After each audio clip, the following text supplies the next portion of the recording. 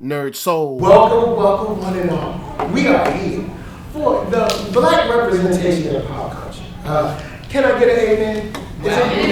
Thank you very much. Now, I'm not by myself, of course. You see these wonderful people up here. You're probably wondering, hey, who are these folks? Well, I'm going to start right over here. The young one cosplay down from the head to the socks. I get to you, the gamerated one.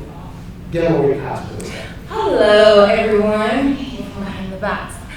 It's your girl, Gamma Cosplay, lawyer by day, cosplayer by night, and straw hat wearer on the weekends.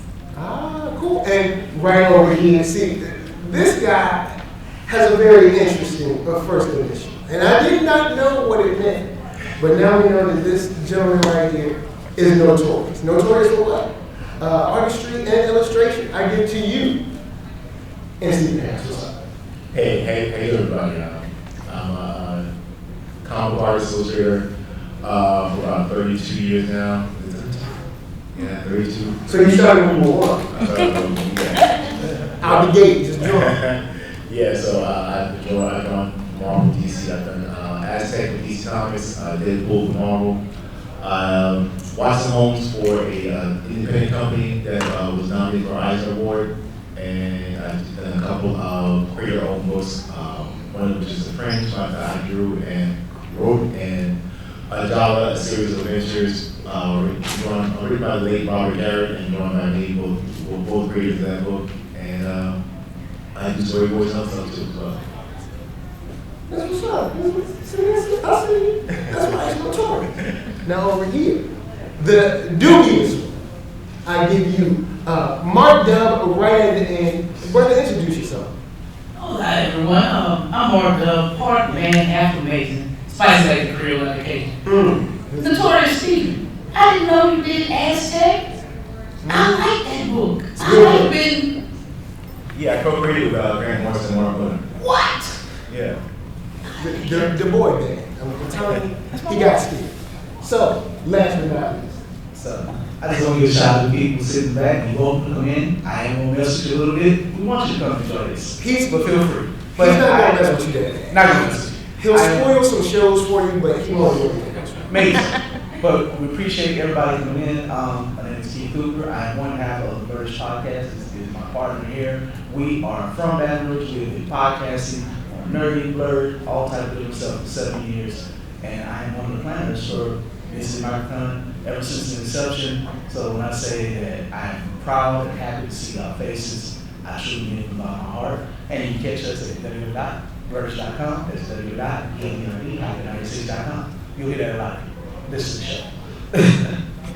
All right, so we're here to talk about, of course, black representation, pop culture, and I figure we got some fun with it. We can, take it back. So, see if we can reach back in the memories, how we feel. I'm going to throw it to the notorious one. Starting first, who's the first character that you can remember on screen, like a genre or geek, atmosphere that looked like you, reminded you of yourself, maybe your cousin, your mother, something like that? Oh, goodness. I mean, because it was only 32 years ago. I don't know. Because it was so far between just the black people I've seen. I mean, one person that struck me, you remind me of anybody I knew, but it was a black person on screen. That was, anybody remember Sinbad's Adventures, the Sinbad movies, stop motion? Yes. There was one black person in there that had the turban on, and the shoes. Oh wow, a black person on TV in the adventure, right? And he died. And that was it. But I don't know. I mean, well, maybe I'm spitballing now as far as characters that I've seen in the cartoon. Maybe the cartoon, the Texas Rangers, the animation. It was Space Rangers. Yes. So he remembers. Yeah, and it was the science guy, was the doctor. He had a little gadget that he had that did things. So It did things. Space. That's what it was given to him, though. It was like, you can do some things. No, that's not the word. We on our board. There was a black girl on Dungeons and Dragons animation. You're right. Yes. All right. So throw it over to Dub. Okay, and I'm glad you came to me because I'm old. So I remember back, I peel back the veil of space and time. Look back, the first black character I saw, ironically, I was a big Super Friends fan, still am. It was Black Vulcan. Oh man. But Black Vulcan was a character I found out. They made him because they didn't want to pay the creator for Black Lightning, Tony Isabella. So they created Black Vulcan. But there was also Shortchanged at every turn. I don't remember the name of the group, but there was a group with like on the Space Ghost All Stars, and they had Kid Comet and Molecular. Wow. Molecular was cool too. He had a green motorbike, he had spikes on his helmet. He could transform. He had total control of all his molecules. He could transform into whatever, and he get out of everything. He was cool as once, but they always gave it to the big face dude with the muscles. He was the fastest. He had the meanest motorbike, but I still like him. Okay, Gamma, how about yourself? For me, let me see. I'm gonna have to say the first character that I saw that was like me. I'm gonna have to go with Val from Pussycat Dolls. The old school classic cartoon. I was like, oh my gosh, she has afro and like her skin is chocolate like mine. I was like, this is cool, and she's bases, and you know, back in the day, that was when Cartoon Network was showing like all the old school classic cartoons. So I resonated with that, and you know, growing up the only girl with 3 other brothers, and superheroes, comic books, and all that. So Storm, you know, the X-Men, the 90s classic anime cartoon. Yeah, and I saw her, I was like, oh, she's so awesome. Like, she's the queen of the Serengeti. So literally one of the strongest movies, and she looks like me. So yeah, I resonated with those characters, seeing that. All right, cool. I think I know where you about to go with. Well, first I would say, y'all took all the good, like, you brought them back. Diana, of course, Diana with Dungeons and Dragons. Oh, right. She was like, you know, I guess that wasn't a class, but Acrobat was dope. I don't care. I never played Dungeons and Dragons. True, I watched the show, but she would be out of the situation. She had the 80s big hair at the time, with the headband. She looked like a girl from that movie, but you know, Jennifer Beals a little bit. Had the hair, but Molecular Lab, he was great. But comic books wise, I would have to say, since you brought up Archie, I want to say Chuck. Since you brought up Baton, I'm going to bring up Chuck. Franklin from the Peanuts. And as far as Frank, you know, he's out there doing his thing. just, and you know, the story of how he was created was very touching. I think the teacher wrote into Charles Schultz and said, hey, you know, this is during the time, of course, the civil rights movement, and it's like there's no kids that represent young black youth. And he took that inspiration and he made Franklin. So that's the backstory of Franklin being created. And he's always kind of like the level-headed friend of Charlie Brown. When he does say something, he's generally just chilling back, cool, whatever. He don't never try to do him no wrong. Yeah, he never did. I don't think he's one of the characters who never really messed with Charlie Brown. But you know, shout out to Super 7, they made a big Franklin doll, so they gave him on for his anniversary. But of course, Black Panther was like my favorite. As far as comic books, reading Fantastic Four, and you find this super smart guy who can fight, who is the leader of his. First, it was a village before Wakanda was his world thing. You saw him as like this village that was technologically sound and advanced. But the iterations of him over the years would be great. So, yeah, that's first character I've seen. Okay. For myself, I do remember watching, you know, Star Trek Next Generation because my mama watched it, and I had to watch what my mama watched. And Jordan was a solid rebel. He was out there He was a lieutenant commander. Can't stop that. Look, he was always level-headed. You never saw him getting any mess. But one thing that I like is we had those, and now, our youth have something brand new. Because I went to see Across the Spider-Verse. And in Across the Spider-Verse, we see Spider-Woman show up. And my son looks directly at my wife, his mom, and says, "You're in the movie." And I was just like, that's it. That's the light bulb hit for me, even though I'm like, I already know. But he just looked at her like, seriously, you're in the movie. And I was just like, that's what's up. So, in moving forward, we've gotten some people in some places on screen. Who are the torch bearers that you see kind of being those paragons of like heroism or leadership in whether it's Cartoon Network or even in the pages, like we have like Pat says, where do you see these heroes, these characters, these leaders popping up now, and who's impressing you? And I'll just go into the whole pack, you guys, fighting out. But who are you seeing now that's like, hey, this person is really cool, and I didn't expect this from this show, or this person is really, or this character in this, really kind of like shines where I didn't expect this show to have that.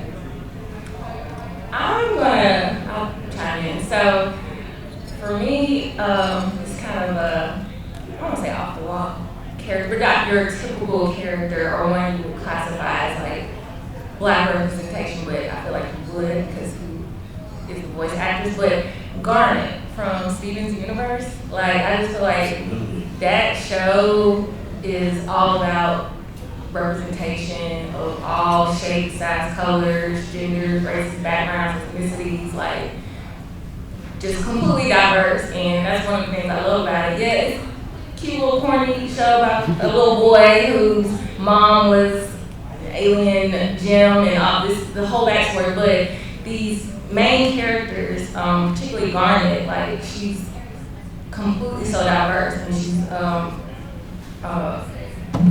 her name is escaping me, the voice actress for her. Yes. Raise your hand. Who said that? Hey. So it's you have that, and the way she looks. I mean, obviously she's rocking the afro. Her design is just cool. The perfect shape, curves as Jordan Blackman. That's what we're known for. Having some hips. And she is the leader. She is, positive. She's always trying to focus on love and acceptance, and trying to be strong and forgiving. And it's just she has her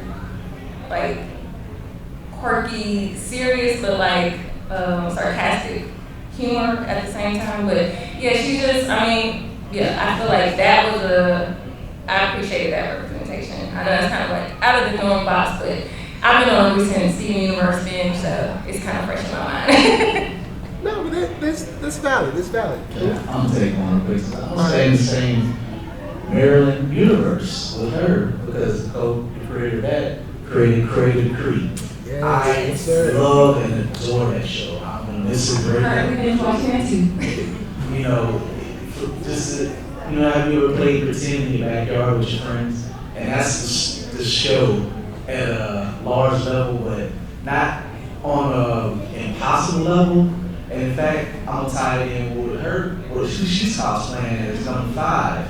I watched that a little bit before, and they took pretend, but it was like they were battling for their rights. They do all these things with these weird kid inventions, and of course, her character was voiced by the great my mind is slipping. Cree Summers, who had voiced so many characters, black, white, this and whatever, but she was the go-to actor for several levels in animation that, between her and Phil Lamar, they have been a couple of generations of people's childhood before you get to Kevin Michael Richardson, who's the lead voice actor. So, Craig and Creek, if you haven't watched it, if you like Steve, you're gonna love that as well. And this is a little more grounded, but it is hilarious. Just from everything from the culture of the family.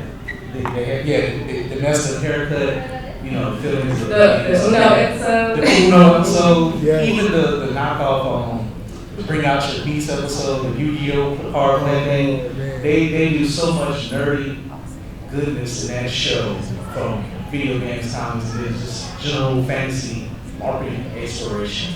You love it. With nice animation, good anime. Cool. Dub, seems like you got something on your mind. I was gonna say Goliath from Gargoyles, but I think that's a little big. Oh yeah, Cuban. Well, no, you can go and finish your point. Yeah, I mean, yeah, let me cook. I mean, Yeah, go the voice actor, marinate on that. the voice actor is somebody who has been around. And Goliath, I don't know. Goliath got a perm. He kind of looked like Rick James in 1979. So that's why I'm going with it. Man. Rick. It's more of another.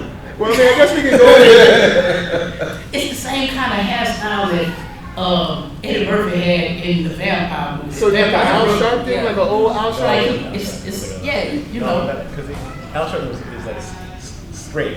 Yeah, his was, you're right. It had a little wave to it. It's about curly in the Mark back. Little shag. Shag mullet. Yeah, little Okay, shag well, piece. if I have to be a little more modern, Martian Manhunter. Okay, yes. All right, okay. And then following that, I'll say we had John on the same show. John Stewart. Yeah, we had. So, Green Lantern. Just in case, because I know we have different ages. So, John Stewart, Green Lantern on Justice League and on London. And it's on Netflix, so y'all can watch it all you want. But Mr. Notorious. Yeah, I hadn't think about this one. Anyone remember this show? Oh gosh, it was called Carl Lumley back in early 90s, I think. Mantis. Yeah. Oh, Mantis. Mantis. Y'all, Mantis was for real. It was dope. I know it was ahead of its time, but it was on point. It was so ahead of its time. It was so ahead of its time that The voice of Mantis is also the voice of Martian Manhunter. Yeah. So here we are.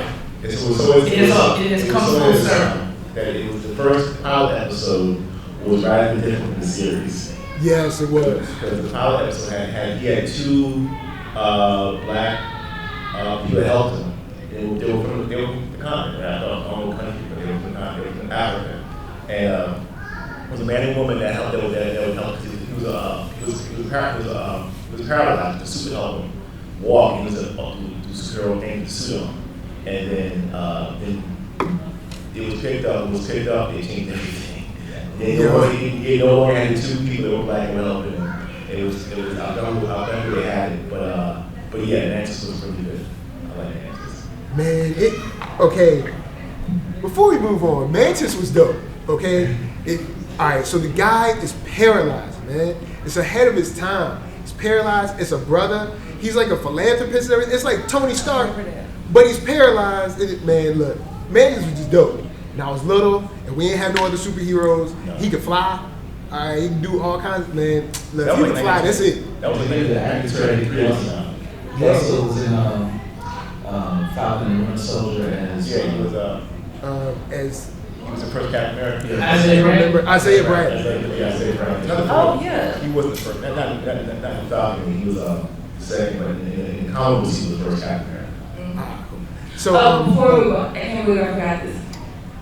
Disney is trying to be better. We got Princess Tiana, as well as we got the Black version of Ariel, and the recent Little Mermaid movie, which was amazing, by the way. Y'all know Halle Bailey killed that role. That is my favorite. all right, so I want to circle back around to the whole thing about Craig of the Creek, because in Craig of the Creek, you got a black family. You got Craig goes out, plays, and one thing that I think we've spoke about on the show, on anime and show, our podcast that we do together, is that it's a black family and they're just normal. They're just hanging out. Like no one's in and out of jail. No one's on drugs. No one got shot. They're just chilling. Craig gets to be a full realized person. Yeah. Without the stress, the stereotypical things that maybe you've seen before. Not saying that don't exist or doesn't happen for all types of people, but it is refreshing to see a kid who's like 10, 9, 11 gets to deal with coming of age. And it's a good coming of age story that's healthy. It's positive. Because you know when you're an awkward kid or whoever, and everybody's an awkward kid at that time. You're not thinking about like if I go to jail or my cousin just got out of jail or something or dad is unemployed, like say good times. So I'm still old enough to remember that. Like so it's just like dad goes to work, mom is a Howard grad, she's saying you're gonna go to Howard, you're gonna go to school, his brother's super successful, and they build a story from that. So not say as a still as not on the Cosby Show, but it's like modern taking what the Cosby Show and making these people more realize the fresh and modern and fun. And it was like they also highlight the Black culture of family without just trying to stay like, oh, we're saying this and doing this because we're Black. It's like that underlying like. It's like, if you know, and I appreciate that because I hate where they're like, oh, we're doing this because, hey, so it's a Black person or it's a Black family. Like, we know, like, give us credit, the audience. We have this part. So I do appreciate that, those, like, underlining things that they do without it just being like. Shout out to them. Because, Maryland is like borderline southern and north. I love JP because he's like a big southern kid as well. And it's a strange JP says first. So, going off of that representation, I want to ask, what does meaningful representation mean to you? Because we do have, I guess you could say, a diverse look at Black life on television. But is it all meaningful? Or is any of it meaningful? Or which pieces are meaningful to you? Because maybe someone might say, hey, The Wire is an awesome show. But then someone else might be like, yeah, but we've been down that road before. Like, yeah, Snowfall, yeah, it's great, but maybe we've been down. Or they might say, hey, this show, it seems to be wholesome, but that's not realistic. So what in here, I guess I'll throw it off to Notorious first, because he's deep in thought. What looks like meaningful representation to you? There's probably other ones. The one that comes to mind is Abbott and Elementary. Okay. Nice. I like that. Because it's the teachers doing their work in there. It's just the dynamic of school and what kids bring with their issue, maybe whether it's no issue or issues. Kids have some issues, they bring them coming home. They don't come to school. So it's the life of the teacher. It's the comedy line. It's not crazy. It's not overly dramatic. It's not dramatic. It's funny. It's everyday stuff, and it's not stressing out anything. And you know that other stuff they have that you should have on TV that involve us. All right. Gamma, were you thinking? Did you have something in mind? Yeah. For me, I don't know if this is kind of direction we're going, but ideal representation. I guess is, I'm kind of tired of anime, how we look, how they draw us, how they animate us in these characters, because as y'all said, I've kind of gotten myself out sometimes, how some of these anime characters' hair, I'm like, I get it, it's supposed to be fantasy, and it can be purple, blue, whatever, fine, but, however, that's not how Black people hair look like. I need you to add a little wave, you can add some kinks, like if you're going to... The video game creator player, they it's have like one style. Yeah, it's just They got the low even and that's it. It's like you want the boosty fade, you want the long straight, or you want this like somewhat, I guess you can say it's afro, but it's how we're represented in that like that. Kind of like what you were saying when your son saw Spider-Woman, he was like, oh my gosh, it's mom. Like, I feel like that's important. Like, representation matters in all aspects, even in anime and cartoons, because, like, we want to see ourselves in a positive light. I don't want to see, I'm not a fan of some of these anime characters as recent years got big lips and they pink and, like, what was that one Punch Man, that one superhero, like, I was like, y'all wrong for this. And then like Kenshin, One Punch Man, man. I was like, what in the chicken joint? Like he had like the ball. I was like, like it was like Kenshin, whatever. It's on Netflix. I can't. Oh my god. I'm saying One Punch Man season 1 had. No, it was season 2. It was season 2. They had season 2. So You- when you- you see positive representation, like Spider-Woman, Cradle Creek, like, we have the natural hair, the poops, like I remember styling my hair like that growing up. Characters like that. It's gotten better in some of the animes and cartoon shows, but to me, like that's what I appreciate. Like that's the kind of representation I want to see, where like these characters look like me and they're not some overly like, slightly over the side kind of like representation, Cause like what is it? Promised Neverland, the cloning, the aunt. I don't know if y'all ever seen the anime.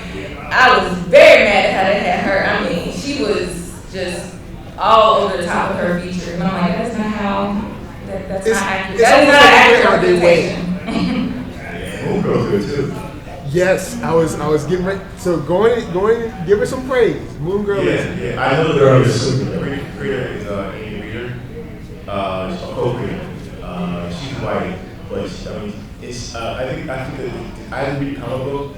She co-created comic book, but I think the series is much different from the comic book. I'm not sure. I don't know. Okay. This anime series is really good. Yes. And another family and another surrounding, another neighborhood where people get to be people.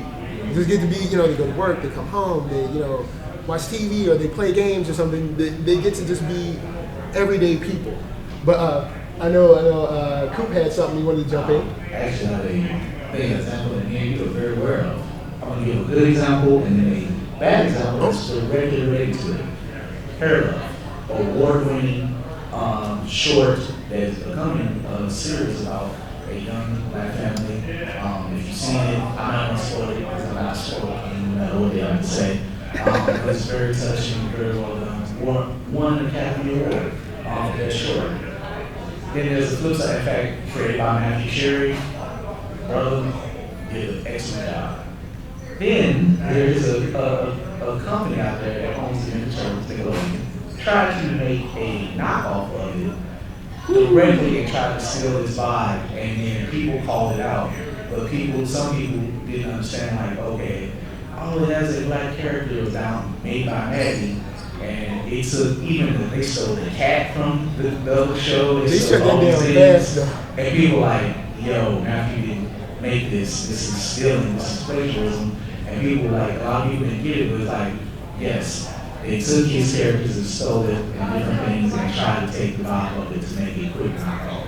So that is a good example, an example of misdirection and misrepresentation.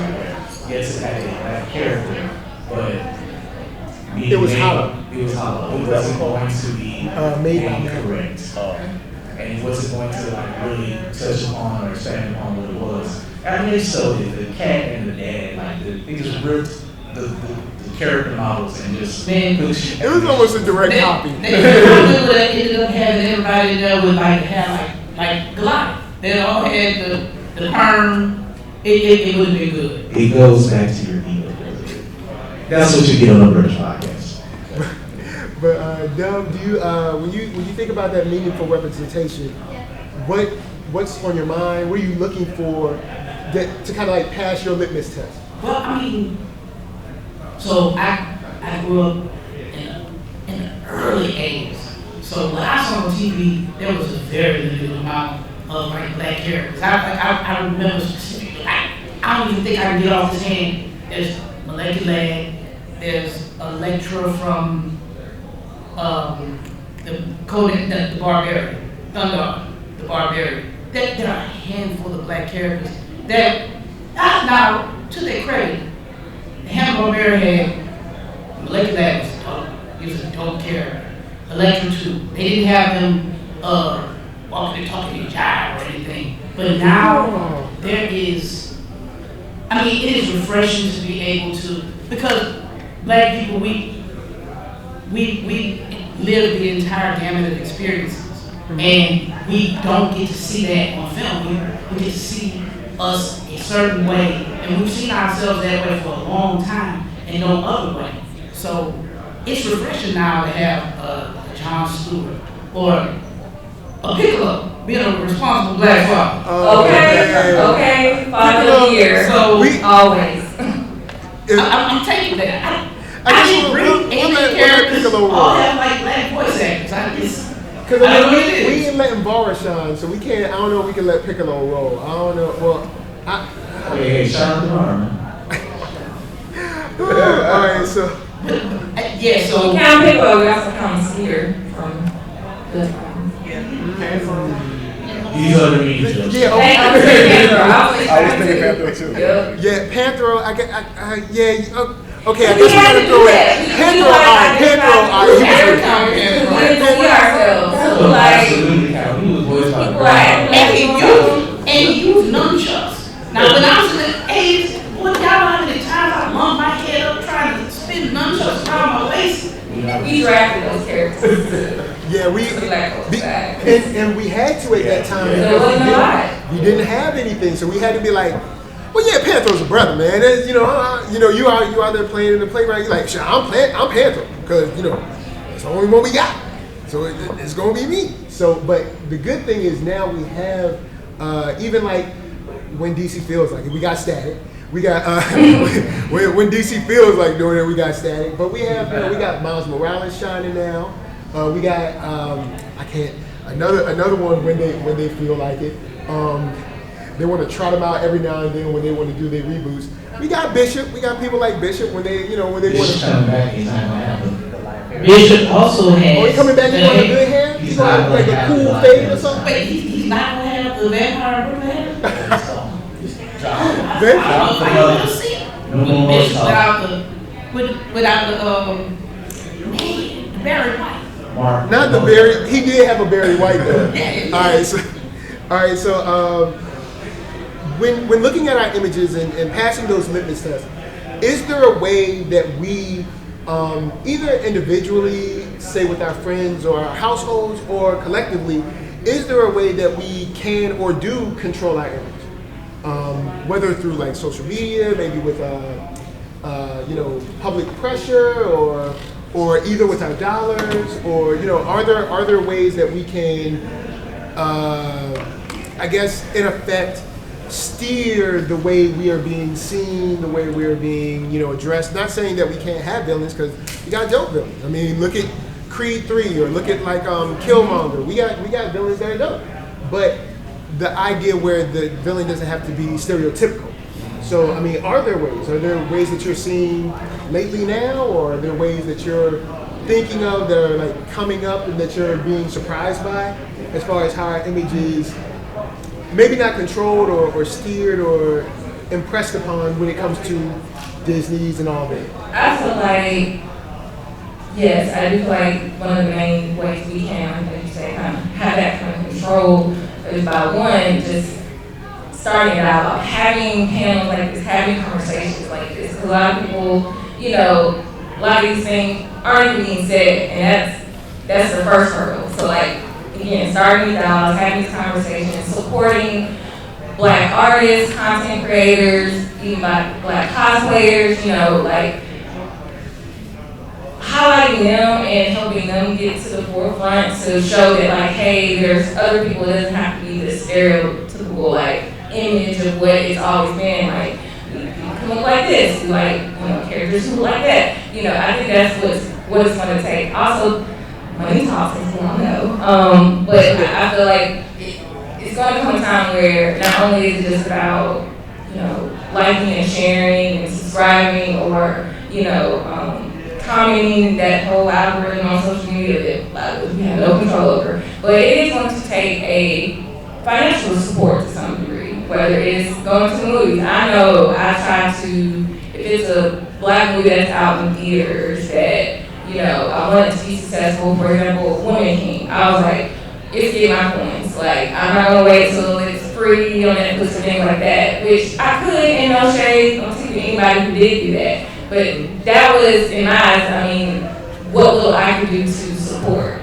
I mean, if I'm gonna give my money to a movie, I wanted to see that movie, because I think in an interview they were talking about like, how can more movies like this get can be made, and the actresses were saying like,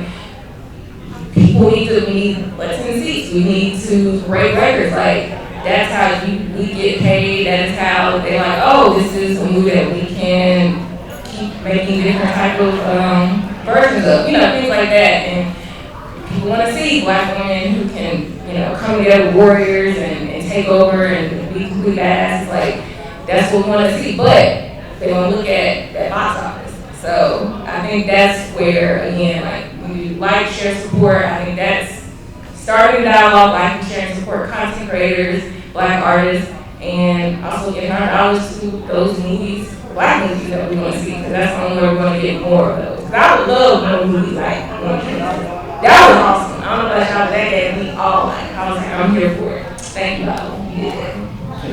I miss out the comment. There's no shade to women, and I would like to see support more indie stuff that is actually Black owned, produced, bigger, or whatnot. No shade to the owners, people of it. Some of it I didn't like of the pattern of the behind the scenes stuff, but yeah, a lot of it, dope. But like Cameron just said, as far as books, people like MC and Harris here, when they write something, especially when they have the IP and the ownership of it, that's how it grows. As a person who does distribution, I send people back money and put money in their pockets from sales for those things. When their books are nationwide, those books need to be supported. And especially when it's direct to consumer, it's absolutely important. Because every book, a lot of people don't understand, not to go into anything, or Steven can go ones that every individual IP is not going to be turned to a movie, it's not going to be turned to animation. It may just be a book, and that is fine. Books exist, we're in a library. It's here for the come. So, reading is fundamental, y'all. Like Chad said, read. But yes, so that's how you support those creators, those artists, us as podcasters. Listen to the show. People who might sell merch, different things. Yes, shameless plug, but that's how they continue to do these things. Supporting cosplayers, Twitch streamers like my man 8-Bit right here, and that's how you help these people grow to the next level of things if they want to do other things. And sometimes I've always been people like, oh, this book look great. I can't. You should turn into anime. And I laugh, and I'm like, first of all, I'm distribution. 2, not on my French right here. Animation is not easy to get into. It is no one step to it. It takes a lot of research and whatnot. So I'm not necessarily picking on you, but you didn't ask. I heard a crazy thing. I'm like, hey, I had one guy. You know how this gets turned into an anime album? You have to buy the book. And if you don't buy it, you just say, oh, hey, great, or send somebody who wants to get it. So that's not saying, you can speak with jobs. You're more than welcome to say no. But a lot of people think it's like magic, and it just, this happens. Like, no, it's billions of dollars that people are turning IP into other stuff, buying things and working behind the scenes. One book that I have on my table that I will no longer have because it's a big deal, like Harry telling me there. It will be positioned to be on Disney Plus. I've been selling it for the creator kind of indirectly for a long time through his printer. But eventually, because it's so successful, it's now going to be picked up by Diamond publishers or whatever. I eventually will not have it. So it's great to see that history kind of flow through my path. I'm sad to see it go because I will sell a lot of it. But you see that progression of how a creator who's indie go to the next level of different things. So it's beautiful to see, such a me, but I'm happy for him. All right, Dub, or? Just being attentive or being, be deliberate in your support, or just don't just go out your way to support you. But of course, make it genuine. Don't treat it as a charity, but be attentive, be deliberate with your support. If you like it, support it, go out, buy it, share it, talk about it, tweet about it, put it on the gram. All that good stuff, social media. This whatever it is you like, and so it's with the money, and it's with the putting more eyes to the property, with what you like. I know it's easy to get out there and support was out there already, like the Marvels and DCs and the Disney Plus and all the TV shows. But it takes a little bit more work to support the independent creators that you like, or that may inspire something within you. But so we wanted to, we need you to be more deliberative and more attentive in your support for those words. Before I go to Dub, I want to add in this. I used to see this happen a lot in music, and you might be able to relate. You know, you or maybe a friend might have an artist. You really love that artist. You don't tell anybody about that artist. You listen to that artist by yourself. And then that artist blows up. And you're like, I liked them back when they didn't like it when they were broke. They liked it now when everybody can hear them. You know, they didn't like it when only one person was listening. So if you go buy some book and you're like, this is awesome, don't keep it to yourself. Tell your friends, tweet about it, review it, share it. I don't know, gift it to another friend, have them read it, tell them to go, you know, shout out the creator, do something to help it get out, or just don't be that person when it finally does blow up and it becomes some short or some anime or something like that, and you're like, I liked it better when it was just mine. Like the negative media, like treat that positive, look like a shady post or some box or whatever is hot or whatever. Just share it. Like that's how these things grow. Like y'all know about, I ain't gonna say no names, but y'all know some famous things we got a problem going on right now. Allegedly, that might have been going on. Can't get away from it. I'm not looking for it. That's how it helps when you share positive media, because the negative media has a stronger pull on algorithm. So you gotta fight it that way. Yeah, imagine. I mean, we can imagine if the indie creators had that amount of push. I mean, not negatively, but just every time you went on Facebook, Twitter, TikTok, somebody was talking about it, like, oh man, this book is blowing up. Exactly. But to Doug, when it comes to those things like pushing them, promoting them, do you see new avenues, or do you see new avenues with no real usage of them? Like it's like, hey, we got tons of ways to push people, but we're still not. The wonderful thing about social media is that you can put someone who is obscure. I push my friends maniacally to the point where they don't even want me to come to their shows, so they're like, okay, cutting a little too much in the front here, make things weird. But I like to make stuff weird. I like shit up. I feel like you are like the best hype man ever. Hey, He is. I do it because I go to rap shows, and there are people who act like they're too ashamed to have fun. I have fun. Well, that stuff costs money. It's expensive. So I want to have a good time, and I'm going to share my friends the same way. I share my friends online, and I tell people all the time, yes, look at how talented my friends are. They're better than your friends. We'll watch what they do when you're with my friends. My friends are better than your friends. That's okay, because you should follow them too. And you too should have good friends. Mark is such a good sharer. We actually get on Mark because he shares nothing of his own self. He does not to his own arm. We get on like, share your show. And we share it like, but he will do it for everybody else. He's 100% that way. I like to, but our whole platform has been to pick other people up with our platform. And I love it. It makes my teeth whiter to share my friends' stuff with other people. I'm like, look how dope they are. I told you my friends were better than yours. Don't be mad. Be mad. You guys have awesome friends. Oh.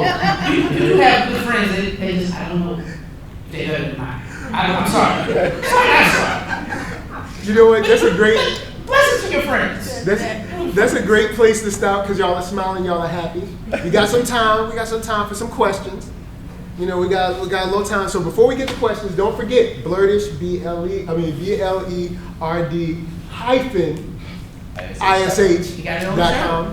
And Stephen Harris, he's like around the bend and around there. And of course, Gamma Ray's at the front door. I got turned around.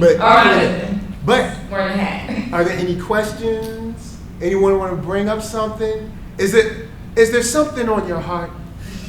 Won't you come? Won't you come? Won't you come? She has other questions here.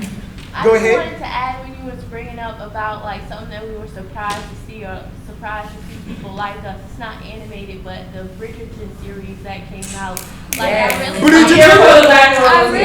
really like period shows and stuff like that. And I know like historically they're always, when there is a black character, it's always like a slave kind of role. Yeah, whenever you see those clothes, it's not good for us. But it's like, here we go. It was really nice to see not only them like diversifying the actors, but having them as like main roles, and not just ignoring the fact that okay, we just put a black actor here just because, but it actually played into the story. So that was really nice to see. I just also want to add, it's Queen Charlotte, right? Yeah.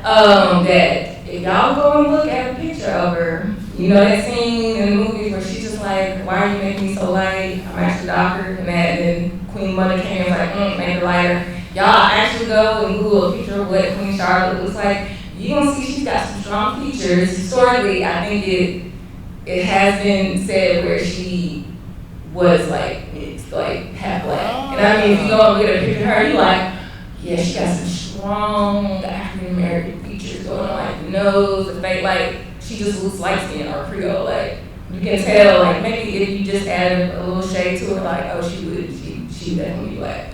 So, but that's just really interesting. I want to add on something that she said and you said when you said The Wire. Shout out to Pierce from New Orleans. Even though The Wire, however you may feel, if it's positive or negative, Bum was a smart, well-dressed, astute detective. Foul mouth, but his mouth was foul. But he was foul mouth, but you know, he wasn't no extra pretty boy, wasn't thin, wasn't little. He looked like the uncle at barbecue, but he was not to be played with. So I just wanted to give an example of a character who is an actor who's from here who have played some serious roles, who have achieved things and whatnot. So I love, seeing when we get to be in these media and we're not the sale of film or whatnot. Yeah, cool. One more thing to say. One guy to model my characters after, when I get a chance to draw my characters, when I write them. Anyone familiar with the writer, the late writer, L.A. Banks? She did The Vampire Huntress. She passed away in 2011. I read the series. I drew an adaptation that was part of the series for her. That was put out by Dynamite. Mm-hmm. And the characters, I had to read this as a global series, novel series.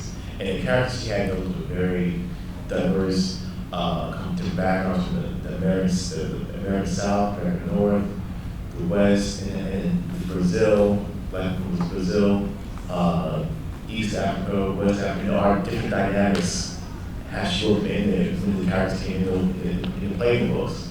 And she the characters all over the world, they were fighting evil. So they were fighting evil, they were a band, making money fighting evil, making money to support the fighting evil of light darkest wars. So if you can pick up their both series, the Vampire Huntress series, I would suggest you do that. Nice. Now, question, did you have a question? Did you have your hand up?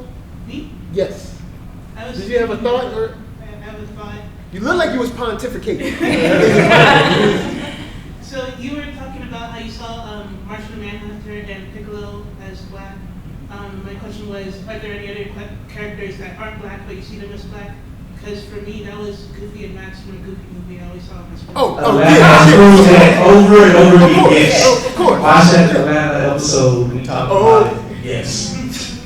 But yes, the Atlanta episode. The Atlanta episode. And Atlanta the series too.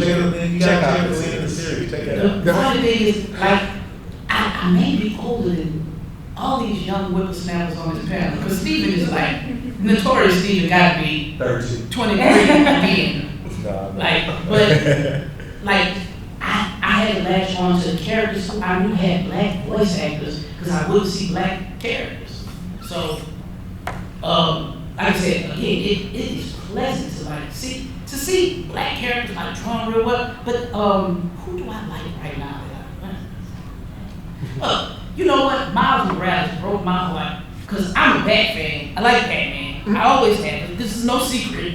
I have an unhealthy relationship with that. They'll come out with Batwing sooner or later. One day. Never. And Miles Morales came out, and my son said, "Dad, did you know there's a Spider-Man that looks just like me?" I was like, "Boy, shut up."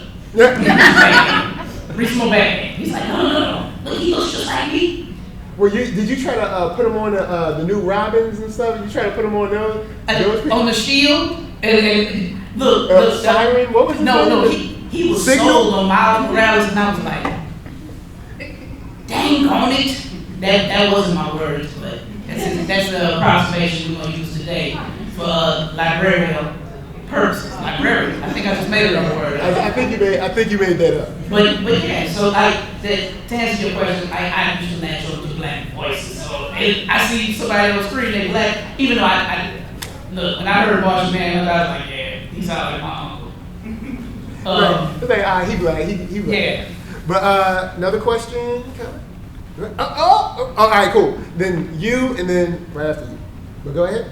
Okay, so y'all have been talking a lot about like black animation, a lot of like black action, I just like too. But what is cool? But I also want to like know y'all's thoughts on black horror and like from the past to the present. We've always had black horror, but a lot when it wasn't made by us, we were like villain, we died versus all these stereotypes about black, like about people in black horror.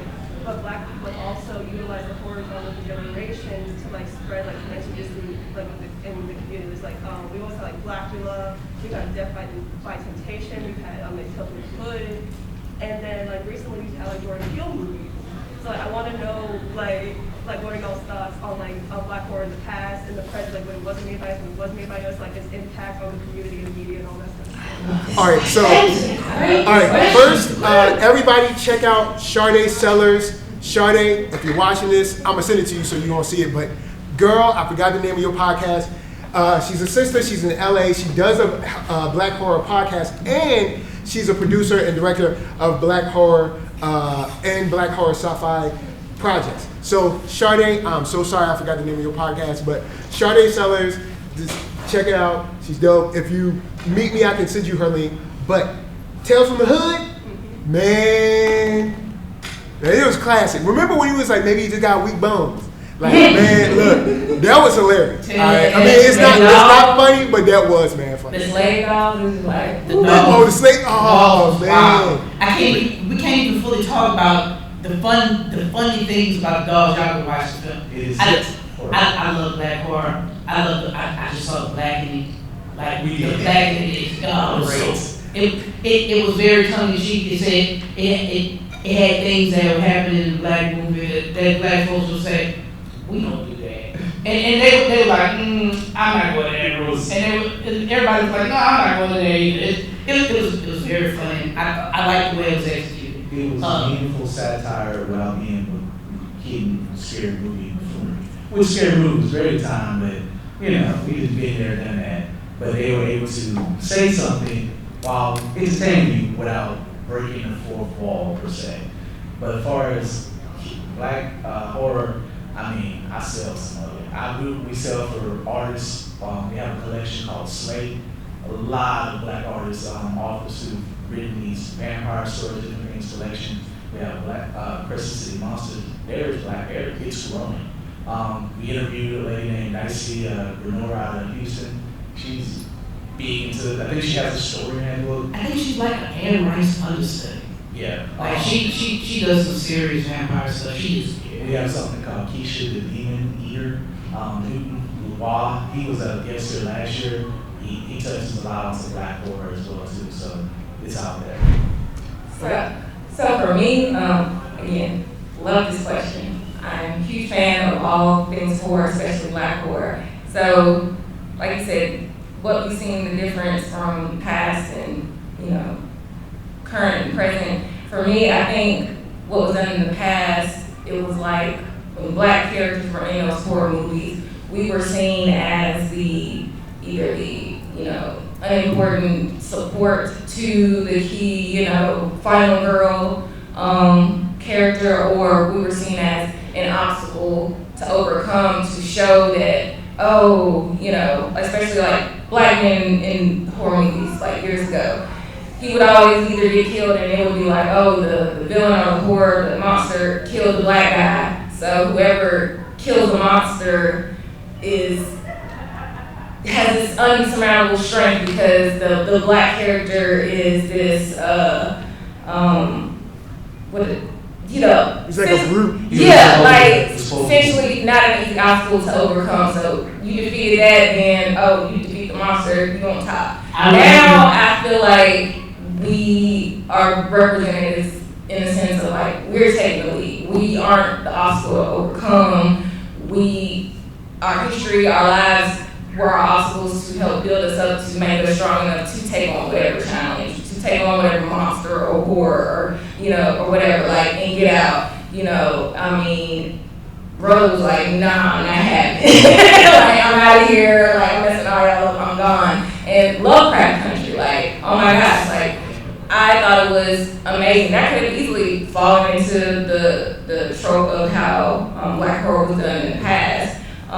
But it had its very own unique spin on it to where it highlighted how the black characters overcame all those things. Again, when Journey Smollett, when she was running, he ain't see her trip fall not one time. She wasn't like, oh, girl was like looking, like, she was saving the day, like running track. Yeah, she was running for real. So I appreciate that, like, that transition over time in the sense of like now we are taking our own personal traumas, historical traumas, and making that our strength to overcome whatever the horror is in these movies, or the villain or the monster, versus us being seen as the obstacle to overcome, to be the hero in the movie. Like, oh, you defeat this person because they defeat the brother, and you like on top, like, no.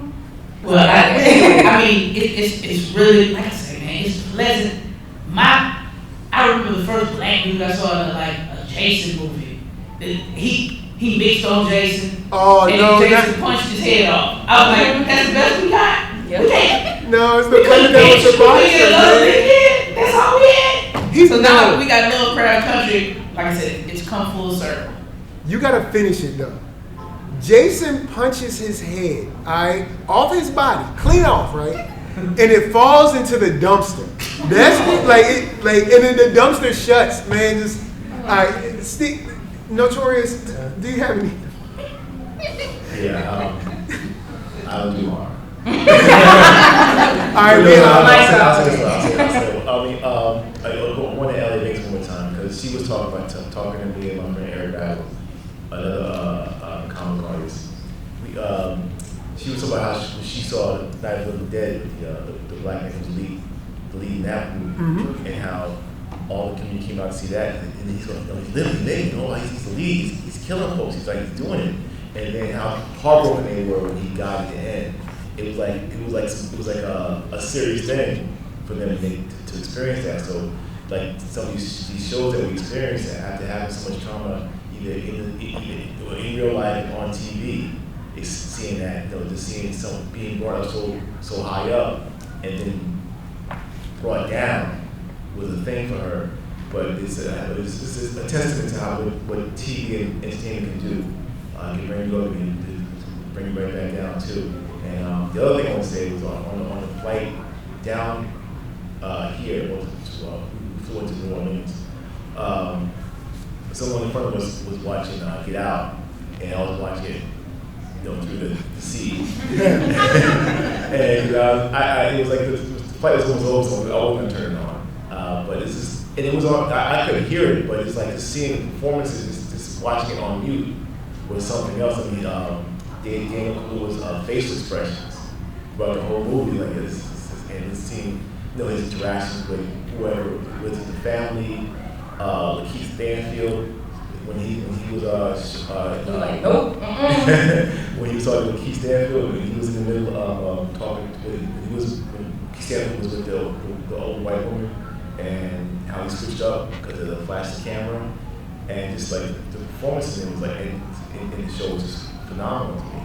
But yeah, that was the one exception with the harsh, but it wasn't too bad. All right, we got one more guy. Oh, all right. You didn't. No, you had. Well, I know, but it's a whole different topic. I was wondering if you could comment on the video game space, because I find that the most frustrating in terms of representation on many, many levels. And I was just wondering if there's a pocket in there of something I don't know about. I will take it real quick. Yeah. First thing, character creators, some are great, some are complete trash. 8-Bit will tell you that on them. A little bit more following. Yeah, I made a little joke earlier about creative player, but yeah. But big studios need to do better. Some designers that went out their way to do good. I think like The Harry Potter joint. Street Fighter was pretty good. Street Fighter 6 is very good for creative player. Regardless of how you feel about the creator of Harry Potter, since you brought it up, but That creative character, is pretty good. I made myself look better than myself. Yeah, we're just talking about the dev of the game. But they are upcoming indie diverse creators, black creators in the space.